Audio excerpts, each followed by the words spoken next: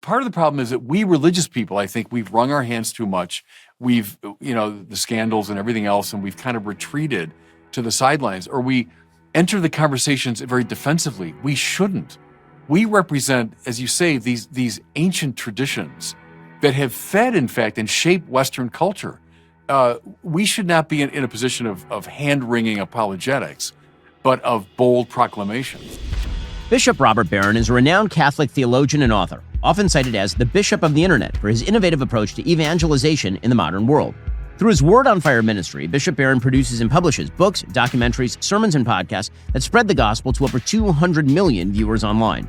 The bishop's distinctive articulation of faith, culture, and philosophy is also featured here at the Daily Wire in Dr. Jordan B. Peterson's latest series, Foundations of the West. While exploring sites across Rome like St. Peter's Cathedral and the Catacombs, Jordan and Bishop Barron discuss the Church's pivotal role in shaping Western civilization as we know it.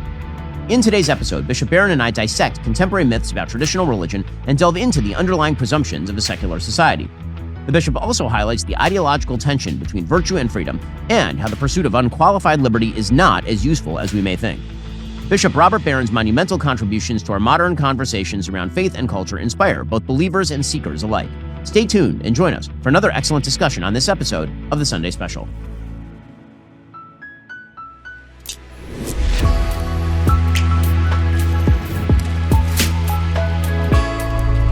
Bishop, thanks so much for taking the time. Really appreciate it. Thanks, Ben. Always good to be with you. So let's talk about Foundations of the West. That's a series that we both had a chance to participate in with Jordan Peterson. I took him around Jerusalem for an episode. You took him around Rome. So what did you actually do with him in Rome for those who haven't seen the episode yet? A number of things. We started, I think, in the Colosseum. We went to St. Peter's. We ended up in Ostia. We were in Santa Maria and Trastevere. So a number of places, both in classical Rome and in Catholic Rome, if you want. And we tried to draw some links between those two worlds, how the first Christians used the sort of infrastructure, the cultural infrastructure of Rome to propagate the Christian message, the continuity between, let's say, Rome's more imperial imagination and the church's desire to spread the word of Jesus around the world. So some of those themes that connected classical and Catholic Rome we looked at. And that really is a fascinating phenomenon because, the way that many of us who have, I would say, like me, more of a passing familiarity with Christian history, just as part of a general world history, is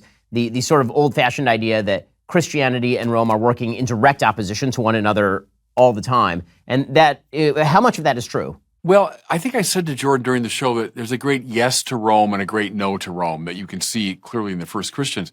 What I just alluded to is the yes to Rome. They, these two Jews, Peter and Paul, make their way to Rome because they knew they've got to be in the action. They have to be in the center of things. If they want this message to go out to the world, Rome was the place to be. And they indeed used that infrastructure, even like literally Paul using the Roman roads to make his way around the eastern part of the empire and eventually to Rome itself. So there is that. There's the great embrace of Rome, I would say. And even the fact that, in the Roman Catholic Church, there are Roman elements that remain to this day. I'm the bishop of a diocese. That's a Roman idea. I wear purple as a bishop, which is an imitation of the senatorial purple, et cetera. So there's all of that, I would say, positive. At the same time, there's a great critique of Rome. Nowhere is it better expressed than in St. Augustine. So now, maybe the last of the really great classical figures in the West. But Augustine writes The City of God, which is a very, very sharp critique of Rome. Rome as politically compromised, as a fallen culture, engaged in false worship. And, let's face it, the church was brutally at times persecuted by Rome. So, there's no question about that the church also says no because it speaks of Christ as the true Lord, not Caesar. So to me, that's part of the drama, the poetry of it, is we say both yes and no to Rome. And it's wonderful that, I'll be leaving just shortly to go to Rome for a synod.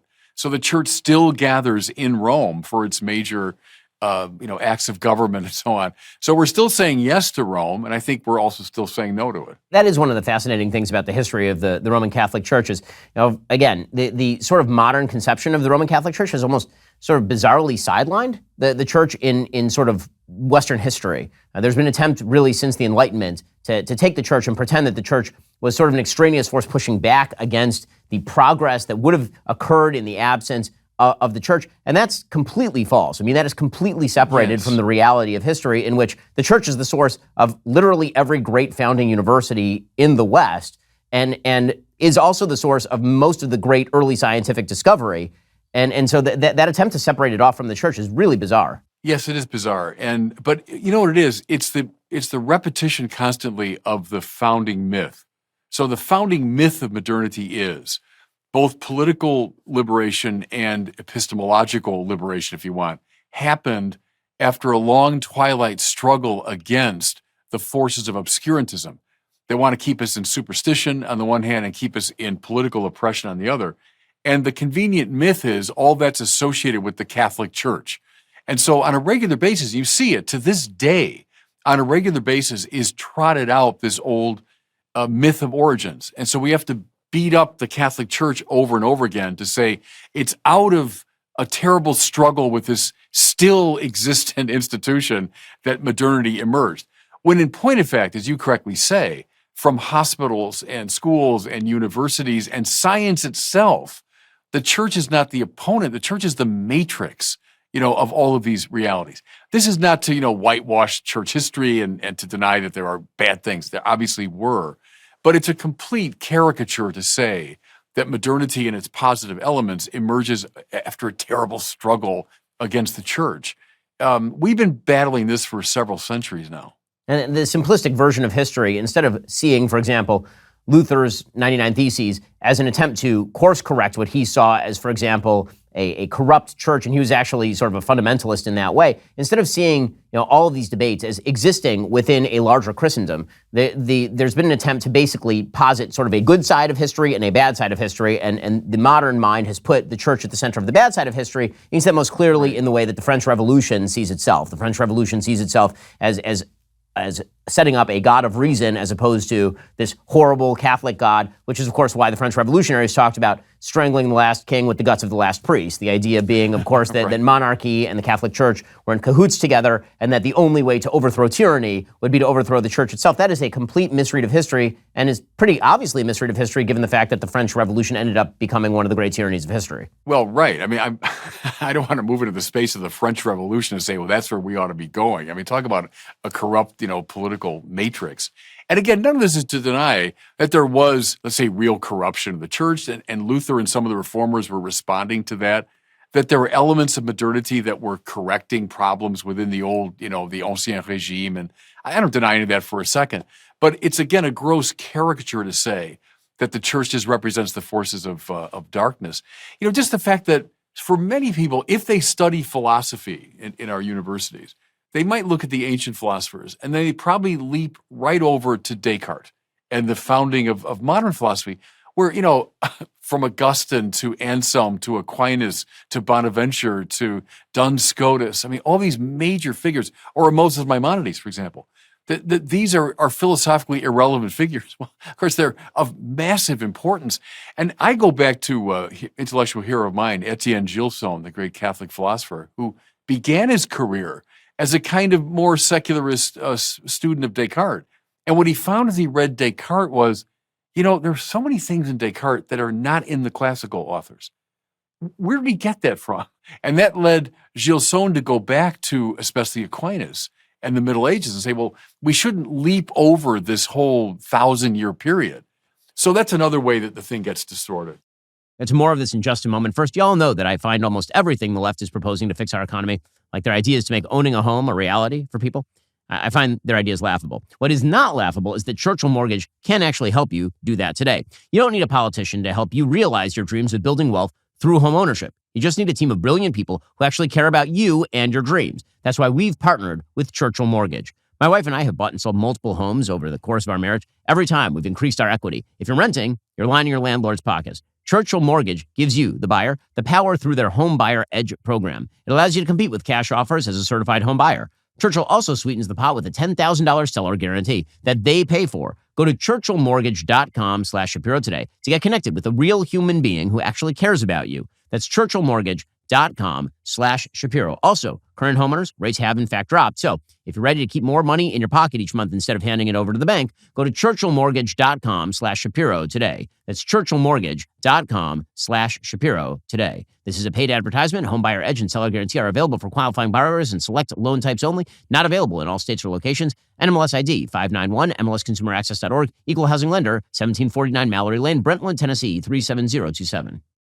And I think it's really important to call out that distorted view of history because it does have very modern ramifications. And the most obvious ramification is that if you set up sort of rationalism versus, say, the Catholic Church or religion more broadly, which is what it's become. It's not just an attack on the Catholic Church. The Catholic Church is at the center of that attack, but the attack by a sort of secular modernism against all forms of religion. That would include Judaism, that would include Protestantism. It includes everybody who is a God believer who believes that there is, in fact, an ordered nature to the universe created by God. The oppositional history is written for a particular purpose. And that particular purpose is to basically suggest that everybody who is not on our side is an irrational tyrant who's attempting to bring us back to a time of total theocratic rule. And that's the old myth of foundation again. So you just brought it out, but it's trotted out regularly.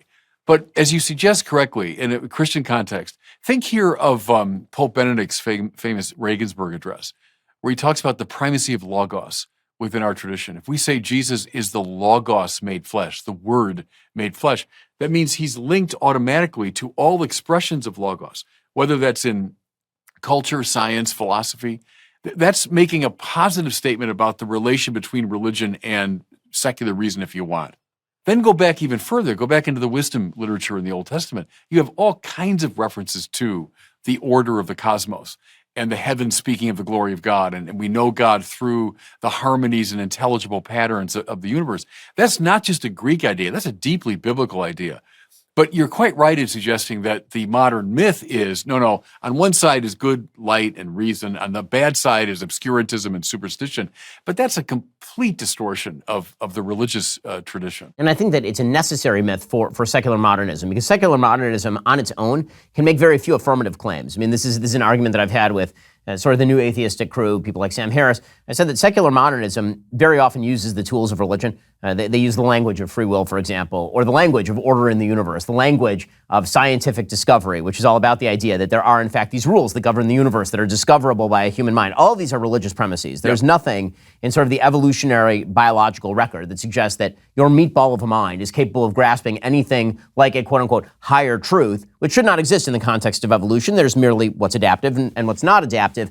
But the secular modernists, their entire movement is predicated on the idea that they don't actually have to make an affirmative claim for why the world works the way that it does. They just have to reject the religious claim, and the rejection is in and of itself an important quality, so important because, again, if they were to lose, then we would revert right back to the quote-unquote dark ages. Right, and they're overlooking that it's so surpassingly weird that the universe should be intelligible.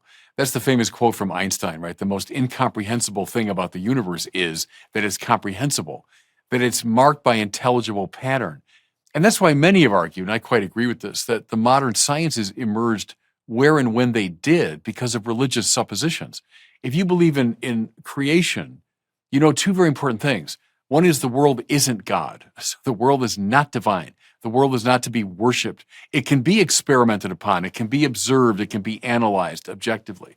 But the second thing you know is it's endowed in every nook and cranny by intelligibility because it was made by an intelligent mind. Those two premises are required, it seems to me, for the emergence of the physical sciences. And that's why it's no accident that so many of the founders of the sciences were indeed religious people. Einstein now takes on a more kind of Spinozan flavor, but still even in Einstein, you find a sense of kind of divine grounding and purpose. So yes, it is being borrowed from religion, even as they're trying now to debunk religion, but they're standing on a foundation provided by religion. Yeah, and I think that there's something else that's going on too, which is if you make the claim that everything secular, all sciences, all of the reason itself is posited against religion, this is like a hard gap. On one side you have reason and decency and enlightenment, and on the other side you have darkness and obscurantism and faith, that if you posit those against one another, then that also suggests that there is no limit to human reason, which is how you get into some pretty dark areas of human activity. Once you decide that everything can be reasoned out, everything in terms of human relations, and human beings are innately malleable, because if you can reason everything out, that means you can change yourself, and if you can change yourself, then that means everyone can be changed. And human beings, there is no human nature. There's just sort of a blank slate to be operated upon. Once you get there, you get into some pretty dark spaces. I think what religion tends to do, and this is particularly true in Roman Catholicism, it's also true in Judaism, of course, it says, yes, there are these things that reason is capable of doing, and then there are also circumscribed limits to what reason can do. And that is so important. It is really important to see as a source of data things like revelation.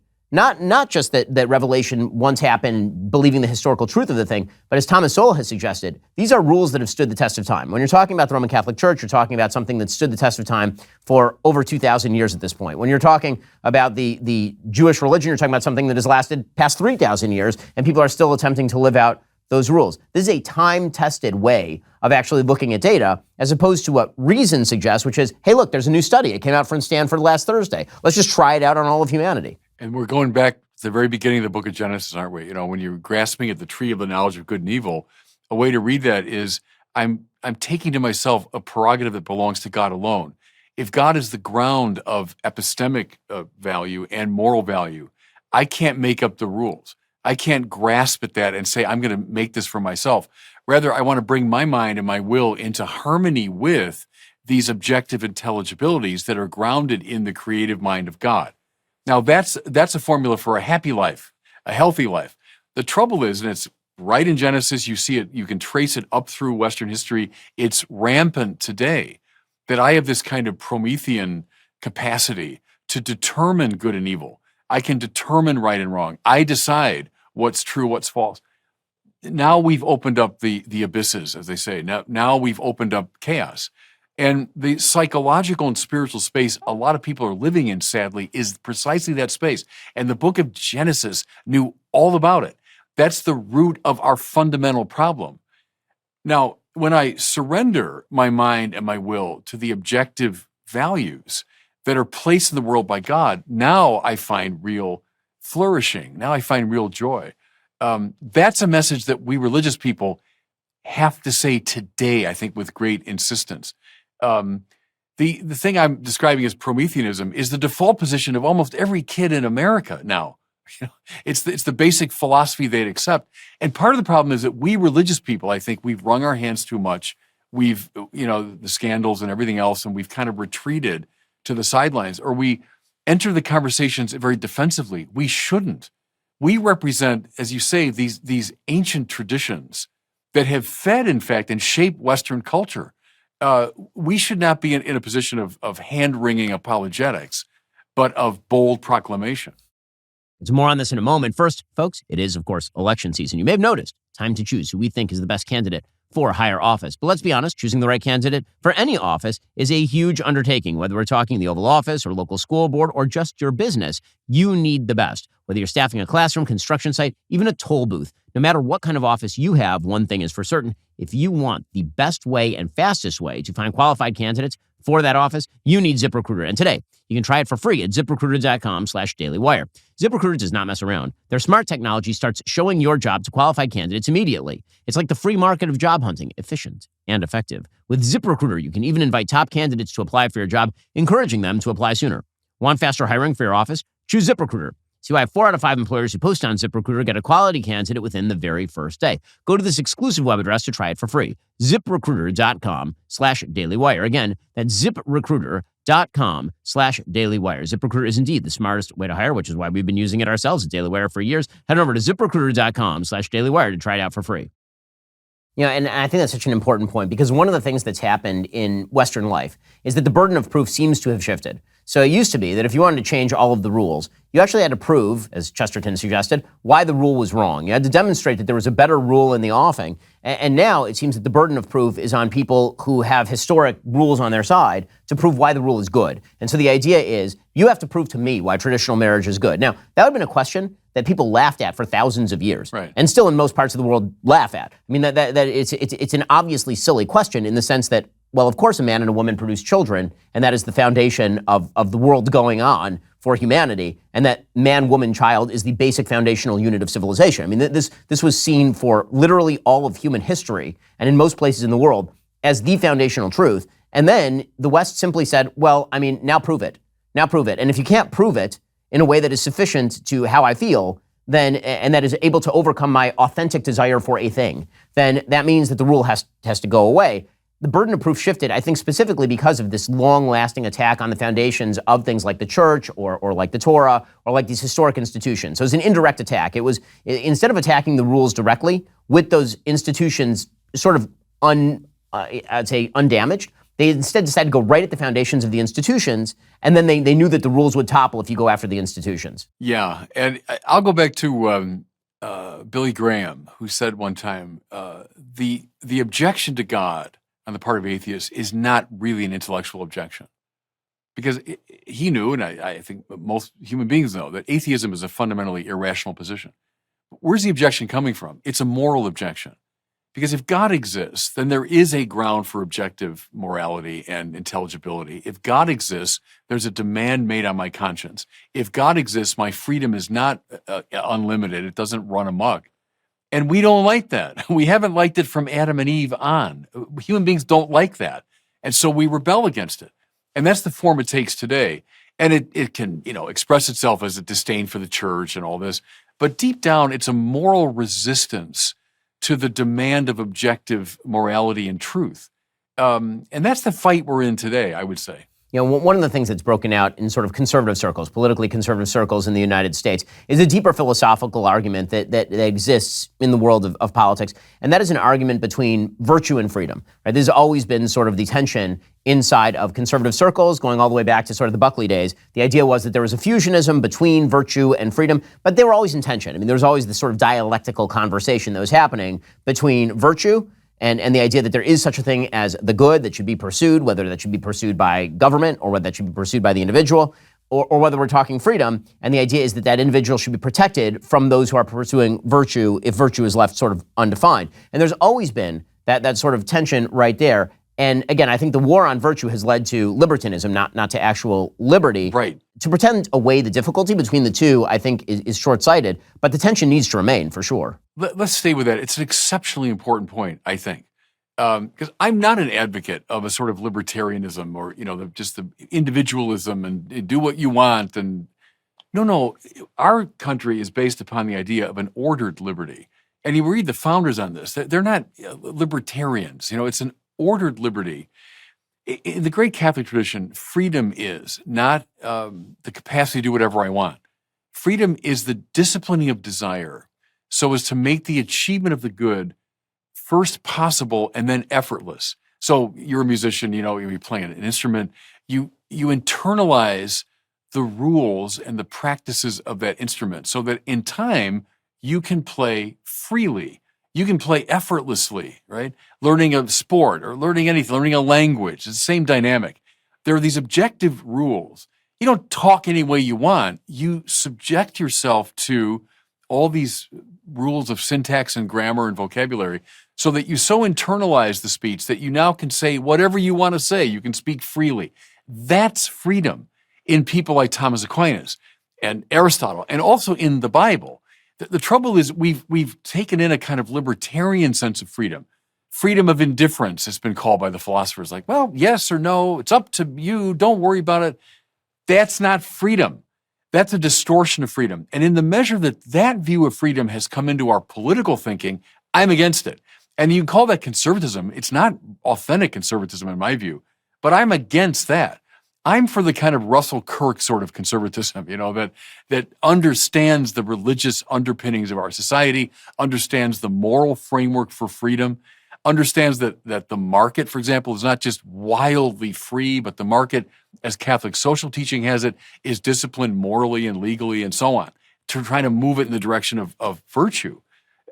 That's what I'm for. And I think that in the measure that it's still a battle within conservatism, that's the side that I'd be on. It really is sort of fascinating how a good indicator of how far society has come in its conception of freedom is the willingness to abandon the last half of the pasuk in Hebrew, the verse in the book of Exodus, where it says, let my people go. There's an end to that verse. The verse does not end with let my people go, right? The verse ends... That they might worship me in the desert. Correct. There's an actual end to that verse, and that verse is, we are not going to serve man, we're going to go serve God. And the sort of idea that the freedom is just a freedom from as opposed to a freedom to is a huge mistake in sort of Western philosophy. Right. And see, modernity in some ways teeters on that divide.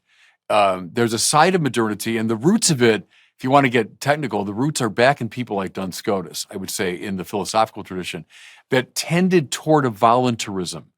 You know, the view that God's voluntas, God's will is what's primary. So God has this kind of sovereign, indifferent freedom. Descartes picks it up in modern philosophy. 2 + 2 = 4 because God desired it.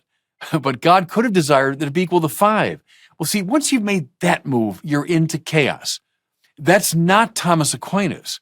Aquinas would never have understood God's nature that way. God is, if you want, faithful to his own being. The ground of his will is in his own being, in his own truth.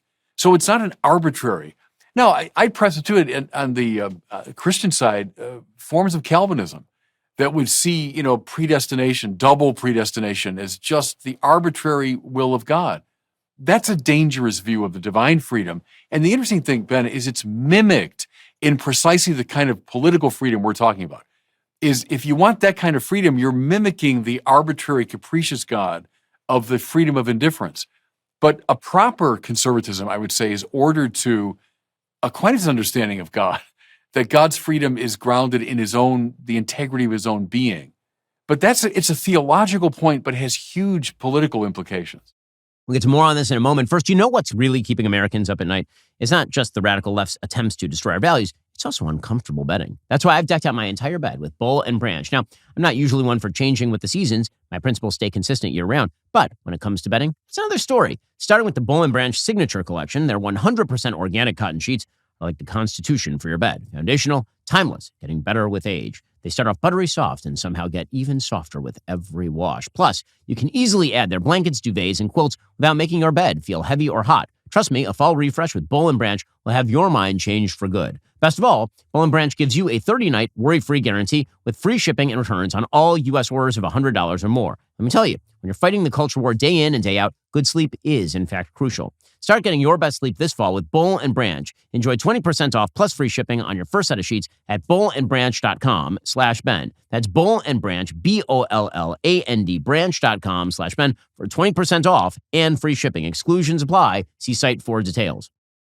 You know, when we talk about freedom, this raises the deeper question of, so what is the value of freedom? So there's a philosopher, Catholic philosopher, named John Finnis, who's written extensively on this. And one of the things that he talks about is the idea that freedom actually ought to be treated not as inherent as a quality, not as something that's inherently valuable, but as instrumental. In the same way that money is an instrument, that money is good because it can be used for a good thing, but it's not inherently good. So freedom is instrumental. It is to pursue the good. It is to, as you were suggesting, freedom is something that you cultivate in order to pursue the good. And if you didn't have freedom, you wouldn't be able to pursue that good. So if you're not freely worshiping God, are you actually worshiping God in a way that God wants? Or are you just being forced to worship God at points of gun, for example? And that's why we care about freedom of religion. Right. When it comes to freedom of speech, we want to be able to have these open debates so as to come to the proper virtuous response to these things, not so that you can shout the N-word, for example. Right? The freedom of speech is instrumental. It does not grant inherent value. It's a case made by again, another philosopher named Joseph Raz, actually an Israeli philosopher who is not of the right, who has suggested that it is a grave mistake to treat liberty itself as inherently valuable. And you can see by example that's not true. If somebody were to put a gun to my head and say, shoot the person next to you, and I did it, that would be less morally blameworthy than if somebody did not put a gun to my head and I just shot the person next to me, right? My liberty to shoot the person next to me did not actually make the quality of the shooting better. It made the quality of the shooting significantly worse, which suggests, of course, that liberty is not in and of itself an additive, excellent quality. Liberty is useful and necessary in order to achieve certain things, but liberty used the wrong way actually makes things more evil. If you misuse your free will, you're doing something more evil than you would have done if you had not been allowed that liberty in the first place, which is, again, why this balance comes into play. Right. It's an ordering of an intelligent being toward the good. So in Aquinas, for example, the will is a modality of the intellect. And what he means is When the mind knows the good as good, it ipso facto wills it. So I can know, let's say, the camera in front of me in a scientific way. If I'm knowing it as something good, well, then automatically, ipso facto, I will it, I desire it, I'm ordered to it. That's what the will is. And so you can't define it apart from the good. It emerges in a way out of the intelligent perception of the good. I would say of value, to use more contemporary language. But it's if you construe it as something in itself or valuable as such, you've misconstrued it. It exists only in relation to the good. And Aquinas will say even a very wicked person is choosing what at least appears to be good. The at least apparent good is being sought even by the most wicked person. So you can't escape the relationship to the objective good. So, the big question that comes up on the other side of this is, okay, so you're talking a lot about virtue and the good and ordering liberty in order to achieve the good. So how do we avoid theocracy, right? Or you're a religious person, I'm a religious person, God has set a set of rules. Why not have a religious king who simply imposes the will of God from above and demands of everybody that they simply follow these particular rules? Why have something like a freedom of religion or a freedom of speech if we know the best way to speak and we know the best way to worship? Because it goes back to the point you made a few minutes ago about God doesn't want us to be automatons, doesn't want us to be compelled. He wants us freely to respond. And so if you construe a theocracy as a kind of use of the secular arm to compel religious activity or belief, that violates God's deepest desire for us. That's why John Paul II said, I think quite correctly, the first freedom is freedom of religion. That all the other freedoms we talk about of the press and of assembly and speech and so on would follow from that most fundamental orientation of the conscience toward the good. So the good coerces it, that's true, but we shouldn't have a secular arm coercing religious belief. So that's why we'd stand athwart a theocracy. So, I've been working on sort of some theories about exactly what the limits of liberty should be, obviously, because you need limits to liberty, otherwise you end up with libertinism. As the Bible says, everyone does what's right in his own eyes, and the minute that happens, the entire society collapses. I mean, that's an actual description in the book of Deuteronomy, which is clearly what we are seeing right now. The attempt to allow for spheres of liberty within still an ordered life is very difficult and requires, a sort of moral view that is slightly broader than I would say, is a rule-based sort of, deontological system, a sort of rules-based system, because rules by their nature can only achieve what's been specified by the rules. You can have broad rules, but if the rules are too broad, then they become too vague. And if they're too specific, then they become too fussy. Picayune. Yeah, exactly. Like I mean, as somebody who follows an awful lot of rules every day, they become quite burdensome, or they can become quite burdensome if not, enacted in the right way. And so one of the theories that I've come up with, and I think is in line with much of what we've been talking about, is what I've kind of gradually termed role theory, which is the idea that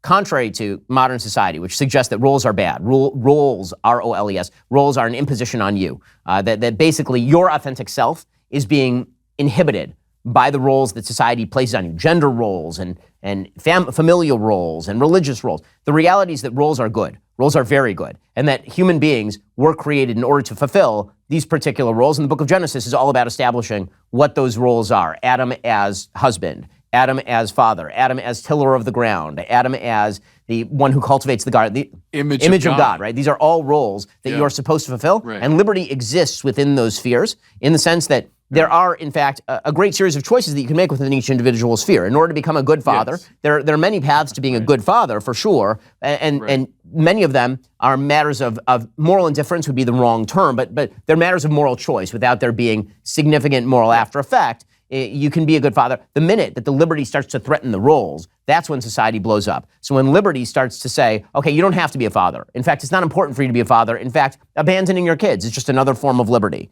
Or you don't have to be a good husband. In fact, any form of sexual relationship that you choose to enter is equally valuable. And so you blow up the role of what it means to be a husband or what it means to be a wife.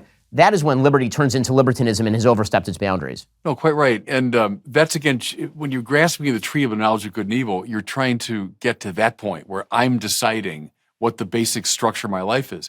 Now, within that, as you quite correctly suggest, go back to our earlier analogies, sports. There's no basketball team that's ever brought the ball up the court in exactly the same way, right? Think of those five. high school kids, college kids, pros, no team has ever brought the ball up the court in the same way.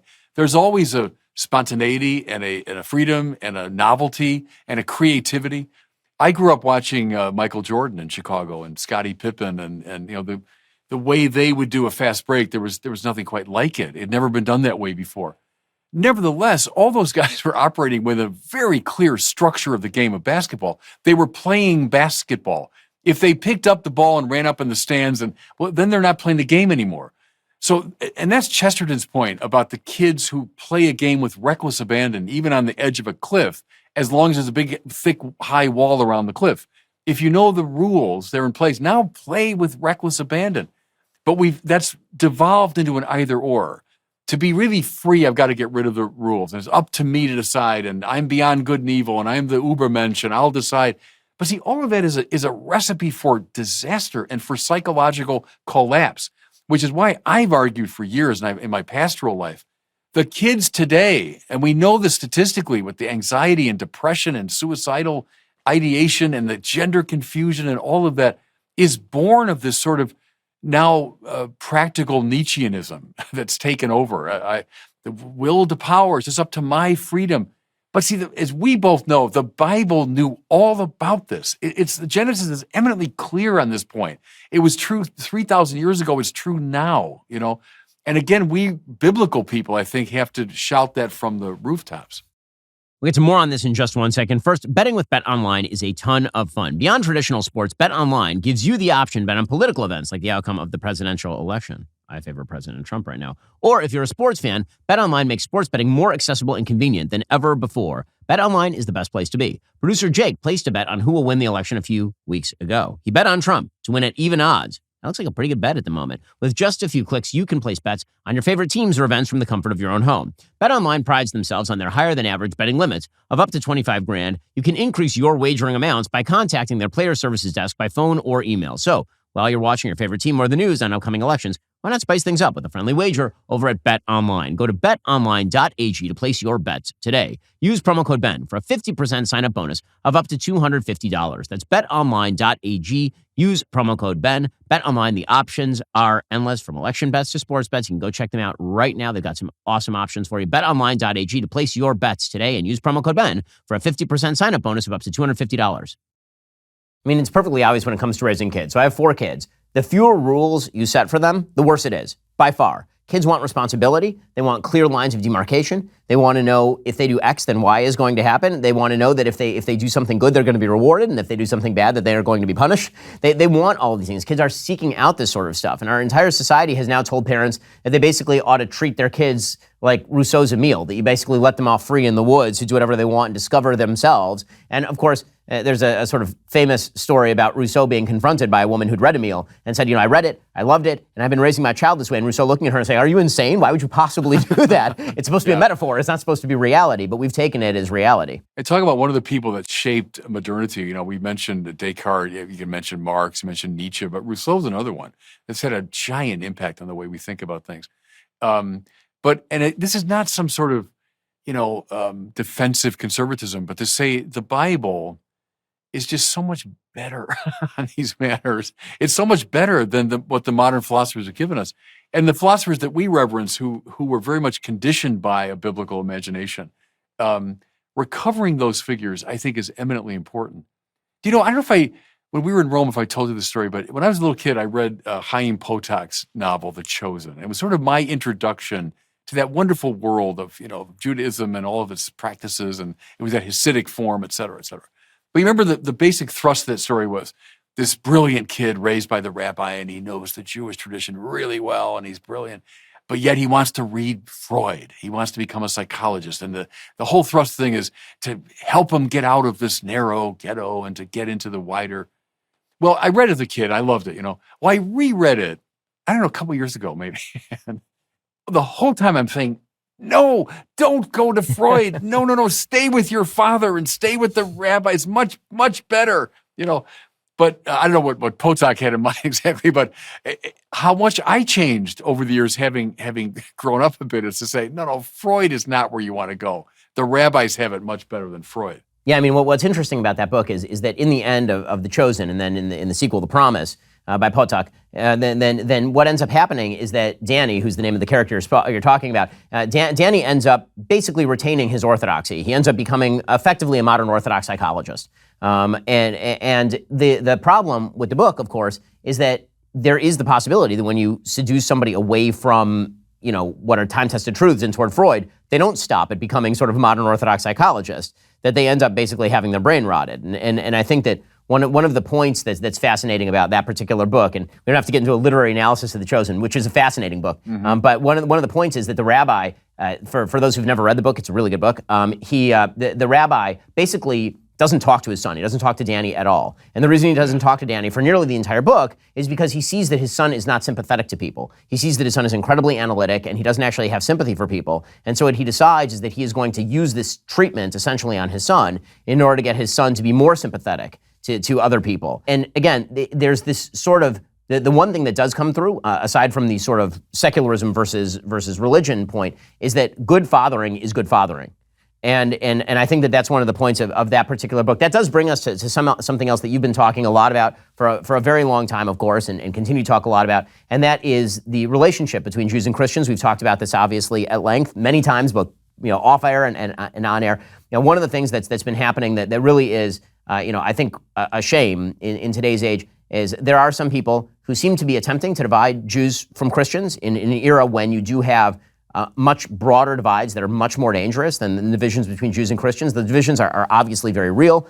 Belief in Jesus versus not belief in Jesus is a massive issue in Christianity and also in Judaism. But the sort of orientation of a Judeo-Christian West or a Christian West with Judaic roots versus the secular modernist world and its allies and sort of wokedom. That is the real battle, and I'm sort of bewildered by this attempt to divide Jews from Christians in this moment. No, I'm absolutely right about that. And the common enemy, I've been saying for a long time, is a materialist secularism, but now with a particular accent of wokeism, which is, I think, a really nasty consequence of that materialism and so on. So yeah, that's absolutely true. And the other thing I would say is this, that I love those scholars in the last maybe 30 years or so, who within the Christian world, who've been really stressing the Jewishness of Jesus and the importance of Judaism and understanding the faith. I'll tell you the truth. When I was coming of age in the university and seminary, Catholic liberalism was very much regnant. And, we define liberalism in different ways, but one way is trying to read Christianity kind of relentlessly through the modern lens. So beginning with, Schleiermacher and coming up through Tillich and Rahner and many other figures, that's the style of a liberal Christianity. Now, one of the marks of that, and you can see it from Schleiermacher through Bultmann and up until the present day, is a tendency to de-Judaize Christianity. So to present Jesus as sage or as mystic or moral teacher or, read something like Bultmann. Bultmann wants to just rip him up from the roots of his Judaism. Look at much of the historical critical approach to the Bible. Often effectively does that. I love those scholars, and there are a lot of them now on both the Protestant and the Catholic side, who are insisting on the Jewishness of Jesus, that without that we're not going to understand who he was, nor what the first Christians were even saying about him. Take him out of his Jewish context, and he becomes this avatar of liberal Christianity, who is as boring as it can be. That's the problem, is liberal Christianity is not a compelling vision. It's the Jewish Jesus, the Messiah of Israel, the culmination, we would say, of the great story of Israel. That's the one Paul was talking about. That's the one Peter was talking about. That's the one Thomas Aquinas was talking about. So that's something I feel very strongly about as a Catholic theologian and bishop, is rediscovering Jesus' Jewishness. I mean, it is kind of a point of astonishment sometimes when I talk to Christians, and they'll make a reference to something in the New Testament, and I'll say, well, right, that's also in the Old Testament. And people will say, well, yeah, but I've never read the Old Testament. It's like, well, I don't understand why you would read the sequel without reading the actual, first thing that came out. You're not going to understand half the references in the New Testament unless you actually read the Old Testament. Exactly. It's like reading Act 5 of Macbeth, but you've just overlooked Acts 1 through 4. You'll have no idea what's going on. But see, it has been true and unhappy that we Christians have often presented it just that way. And this goes back to one of the oldest heresies in Christianity called Marcionism. Marcion, 2nd century Roman figure, who proposed the Jewish God's a fallen God, and so any references to that should go away. Anything in the New Testament that's too Jewish, get rid of that. So he kept little bits and pieces of the New Testament. But see, Marcionism, Irenaeus fought it. God bless him, one of the great doctors of the church, one of my heroes, St. Irenaeus, fought it tooth and nail. But it comes back, and it's back today. Whenever you hear someone casually say something like, well, I'm for the God of the New Testament, the compassionate, gentle God of Jesus, not this old, mean, oppressive God of the Old Testament. First of all, that's silly and false. But secondly, it's Marcionism. I want to read my Christianity apart from Judaism. Whenever you have the kind of Oprahization of Jesus, where he's a guru, he's a spiritual teacher, that's also ripping him up from his Jewish roots. But you're right. You will not get Act 5 of Macbeth if you've not read Acts 1 through 4. And we would say, as I mentioned, Jesus is the climax of the great story of Israel. Now, here we disagree, obviously, but I won't get him apart from the story that came before him. Right. And I think that is so important because, again, the differences are great and really matters, but the commonalities are also intense and really, really matter. I mean, pretending that the trunk of the tree in the Catholic Church is not related to the root of the tree, which is in Judaism, would be to completely deracinate. I mean, it would deroot the entire substructure, I would imagine, if you're a Catholic. Right. And, think of yesterday I said Mass in 2 different places, and I'm on an altar. I'm dressed in temple vestments. I was wearing a mitre. I'm a bishop. I had incense. I incensed the altar. We had candles on the altar. I offered a sacrifice. So what am I doing? I can't begin to articulate that apart from the temple sacrifice of the Old Testament. Without the book of Leviticus, without sections of Exodus, I can't begin to articulate what I'm doing. Now, mind you, a lot of Catholics don't get that. If a Catholic says, the main thing I want is to hear you preach, well, I mean, that's fine, the preaching part of it, which is, I think, where the synagogue service comes into the Catholic Mass. But the temple side of it, the sacrificial side of it, it's entirely Jewish. We would see all of that coming to its fulfillment in the great sacrifice of Christ on the cross. But I'll just do one more connection there because the temple is so important. Ezekiel chapter 10, when the Shekinah of the Lord up and leaves the temple and goes east over the Mount of Olives, how important in the Gospels that Jesus, when he comes to Jerusalem, is coming over the Mount of Olives from the west and re-entering his temple. And then he says, I'm going to tear this place down in 3 days, rebuild it, referring to the temple of his body. And then what do we see at his death when his side is pierced and out comes blood and water? And we say the blood of the Eucharist, the water of baptism, true. But also it's the Ezekiel prophecy that when the glory of the Lord returns and the temple is restored, water will flow forth from its side for the renewal of the world. Well, in that little detail of the blood and water coming literally from the side of Jesus, the audience was meant to see, Ezekiel has been fulfilled. The Shekinah returned, and now the water's going forth. We would read that then as the grace of the sacraments and so on and so forth that renews the world. But see, apart from a Jewish background, none of that makes a lick of sense. You won't make sense of this insistence within the Gospels. And I can multiply that across all 4 of the Gospels. By the way, this is a great place to mention that not only, obviously, the Foundations of the Last series is great. Bishop, you went with Jordan to Rome. When you go to Jerusalem, you can actually see these sites. I mean, it is totally worth, whether you're Catholic, Jewish, Protestant, Muslim, you should absolutely go and visit Jerusalem. Jerusalem is an unbelievable place, and you can actually see the place that are being talked about. The Mount of Olives is directly above the temple. The Temple Mount. You can see exactly where it was, where the Dome of the Rock is now. It's pretty amazing to see all of it in person. So Bishop, one of the things that you've talked about a lot is the relationship of Jews and Christians. You've contrasted a couple of different visions of that. One Jacob Neusner's vision, and one Lord Rabbi Jonathan Sachs' vision. What if you want to talk about that a little bit? Yeah, I mean, I find both those figures fascinating. I might have mentioned this during the our Peterson conversation, but I loved Rabbi Sachs's remark, and N.T. Wright, I think I read it in him, that, let's face it, the Christian churches brought the God of Israel to the world. And so those texts like in Isaiah, when what's envisioned is the coming of all the tribes of the world to the God of Israel. Well, the fact that the God of Israel has gone all over the world is from the Christian churches. And what I find interesting is that it's not just Rabbi Sacks, but that goes right back to Moses Maimonides in the Middle Ages, said the same thing.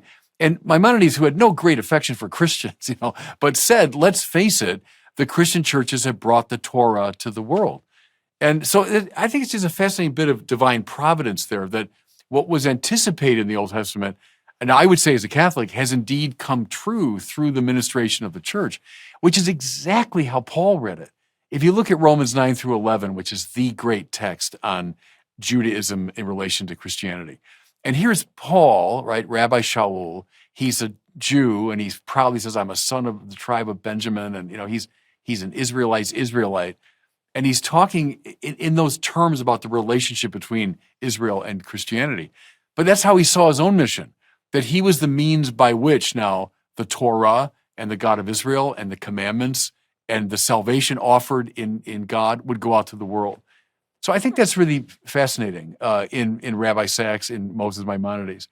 Neusner I also find really interesting. And he was a great friend of Benedict XVI, of Joseph Ratzinger, who read him very carefully. I think they met on a number of occasions. And Neusner, I love his honesty and his directness, that if he were a first century Jew listening to Jesus preach, he said, I would have found so much of it compelling and so much of it redolent of the prophets and, like Hillel and all of it, all these wonderful things. He said, though, I would have balked the minute he said, you've heard it said, but I say, so at the beginning of the Sermon on the Mount, and what he's referring to, of course, is in the Torah. Well, he's claiming an authority beyond the authority of the Torah. Or even like a little reference in the Capernaum synagogue when he's expelling the demon, and they say, he preaches with authority, not like the scribes. And it's a subtle reference, seems to me, to the divinity of Jesus. And he's not speaking based on the authority of his teacher, who spoke on the basis of his teacher's authority, going all the way back to Moses, who received it from God. Jesus, you've heard it said, but I say. And Neusner, I think, honestly, says, look, that's where I would have walked away, because a Jew can't say that coherently. And I would say, as a Christian, yeah, that's the point of demarcation. Jesus does indeed, and not just in the Gospel of John. My generation would have still learned that it's only in John, this high Christology, that synoptics don't, nonsense. The divinity of Jesus is affirmed in more Jewish language, but affirmed all throughout the synoptics. And that's the point of demarcation. Was he a crazy man? Was he deluded? Was he deeply mistaken? Or was he who he said he was? And I think that's the point of demarcation fundamentally between Christians and Jews. So, to go back to sort of where we stand in current society, one of the big problems for all of us in traditional religious circles is the declining levels of church membership, if you're Catholic, the declining levels of synagogue membership. What you are seeing is a revival in sort of traditionalist versions of this. So you can say overall the number of people going to church or synagogue is going down. Within that, the number of people who are going to traditional church and synagogue is radically increasing. That's certainly happening in the Jewish community. What you've seen over the course of modern Jewish history is more and more people falling completely out of Judaism. They still identify as Jews in polls, but they're not actually practicing any form of Judaism in any serious or authentic way. That might mean that they go to synagogue once a year, they fast for half the day on Yom Kippur, that kind of thing. But you are seeing a radical increase in the number of people who are going back to traditionalist synagogues, which are starting to thrive again. You're seeing that both in the United States and in Israel. You're seeing the same thing happen in Catholic churches. You're seeing overall decline in Catholic church going in places like the United States, but you are seeing an increase in the number of people who are going sort of back to more traditionalist churches and traditionalist teachings of the Catholic Church. What do you make of that? And can that continue to grow beyond sort of the boundaries that it's currently established? You're going to lure me into Catholic liturgical wars here, but I'll make a general comment first. From my mentor, Cardinal George of Chicago, when he referred to liberal Catholicism as an exhausted project. And it was just the right way to describe it, I think. Cardinal George, as a younger man, was, and he would have admitted this, a liberal Catholic. But he intuited over time that it was an exhausted project, that whatever value it had, going back to people like Schleiermacher and coming up into the 20th century, as a critique, it's run out of steam. It doesn't have persuasive power. It's a flattened out version of Catholicism. I think what people are responding to is, okay, that liberal Catholicism is just not compelling, but a biblical Catholicism, a confident Catholicism, a colorful, unapologetic Catholicism, that is more appealing.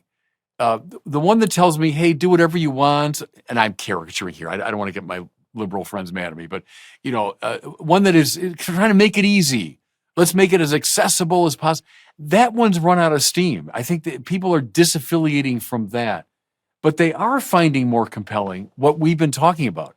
The liberal conservative thing distorts it. So I'd use more the language of this sort of flattened out, culturally accommodating religion versus a biblically dense and confident Catholicism or Judaism. I think that's what's appealing to people. And I get that. I see it all the time in my pastoral work. So I think we continue riding that wave. I mean, I would stay with the trajectory that you and I have been talking about. Biblical, densely textured, confident, colorful, morally rich and dense. I think that's the version of it that we want to keep propagating. So, the sort of countervailing effect of that is that you've seen this, and this occurs in the Jewish community as well as in the Catholic and the Protestant community as well, is that in a sort of rebellion against sort of the watercolor version of the religion, you do see people, embracing a version that is, so sort of reactionary to that it moves beyond the boundaries in the other direction. So in terms of Catholicism, you do see a wing of Catholicism now that is attempting to, for example, wholesale reject Vatican II, right? For example. What do you make of that? No, and that's the problem. So as I've been a longtime critic of Catholic progressivism, I'm also a critic of what we call kind of the more radical traditionalism within Catholicism. And that's one of the marks. You're quite right. I would say a disdain for the Pope, and you see that in some Catholic circles. I mean, almost a disrespect toward the Pope. But even more importantly is the rejection of an ecumenical council. You can't do that and be a Catholic.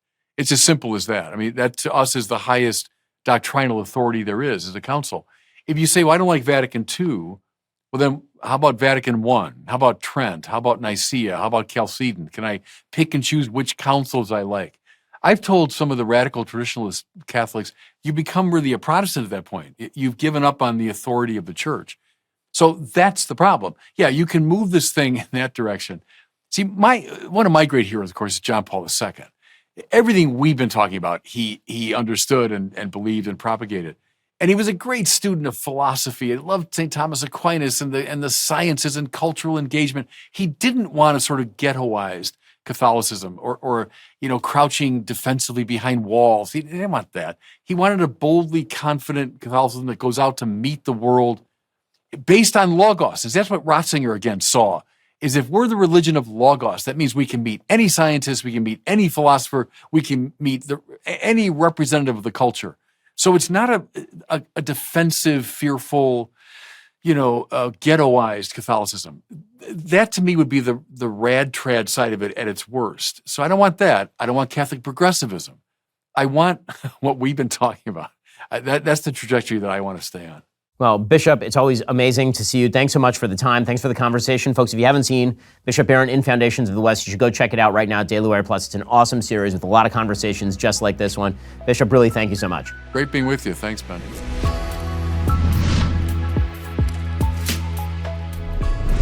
The Ben Shapiro Sunday Special is produced by Savannah Morris and Matt Kemp. Associate producers are Jake Pollock and John Crick. Editing is by Katie Vanderkoy. Audio is mixed by Mike Coromina. Camera and lighting is by Zach Ginta. Hair, makeup, and wardrobe by Fabiola Cristina. Title graphics are by Cynthia Angulo. Executive assistant, Kelly Carvalho. Executive in charge of production is David Wormus. Executive producer, Justin Siegel. Executive producer, Jeremy Boring. The Ben Shapiro Show Sunday Special is a Daily Wire production. Copyright Daily Wire 2024.